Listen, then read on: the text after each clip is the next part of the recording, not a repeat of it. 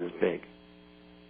And they're classical scams, just like we saw with the BCCI banking scandal, the Iran-Contra scandal, and the Nugan Hand scandal. They're all CIA operations. Why? To make money. And they enrich themselves.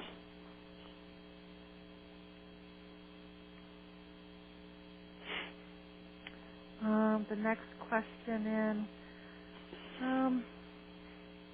according to the AP, Russia's president says the U.S.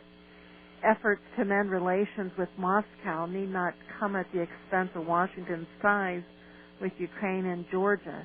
Does the U.S. have to sacrifice Ukraine, where communists starved 10 million people in the 1930s? Well, I don't see the connections. I don't know,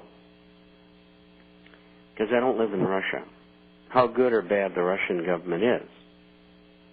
I know that the writer is correct in stating the treatment by the Soviet Union of the Ukraine, but I also know that in recent times that in one of their colored revolutions, our government upset the balance of power in the region by helping several parties come to power in different countries to represent their interests, and then left them swinging because Ukraine is bankrupt. They're living on IMF largesse. And yes, the Kalmyks were wiped out by the Russians when they were communists. How many people in Russia are still communists? I don't know.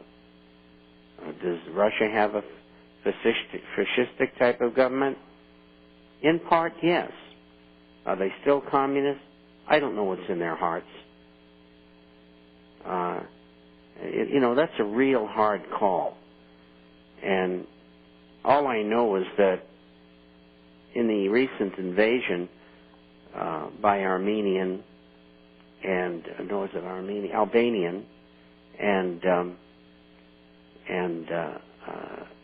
Israeli and U.S. mercenaries,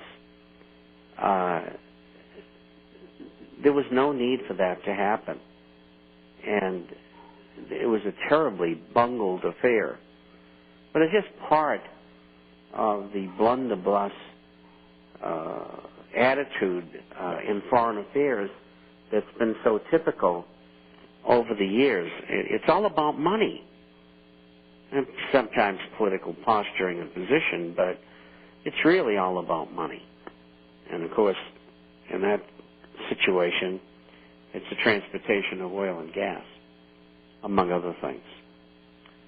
So that's a pretty wide-ranging question.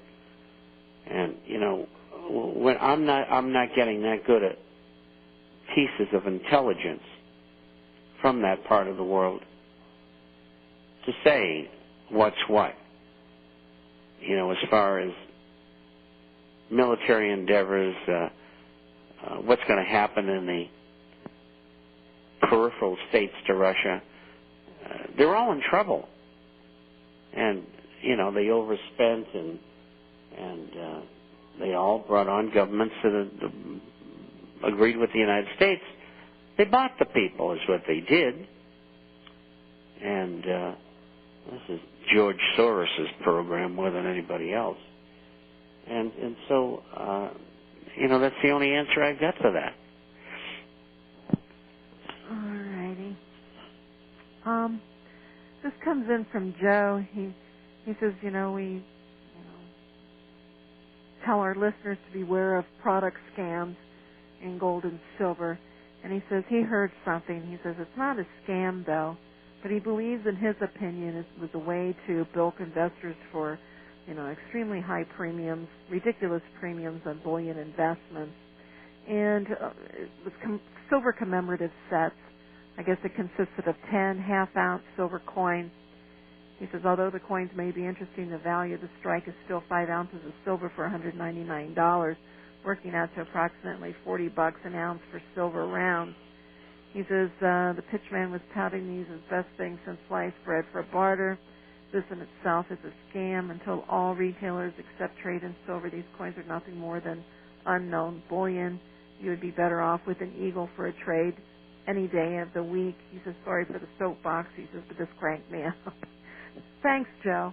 And, yeah, and Joe, you made a really good point. It's like, this is how you have to break down. When you're buying coins, you have to break it down and see what you're really purchasing, the amount of gold or silver that you're purchasing for your dollars. And, he made it a very valid point right here in the question. Your ounce of silver is costing you $40. And you're buying coins that people don't know anything about, and certainly is not going to get a premium when you sell it back onto the market. So this is a prime example to be careful out there. I think people get bored with what they have. They're looking for something exciting. There's some beautiful commemorative coins, silver coins that you can purchase. It's going to cost you a couple $100. They got really neat designs and really neat things on them. But you don't buy it for an investment. You don't buy it to preserve your wealth. If you're a hobbyist or a collector, that's one thing. But most of you aren't.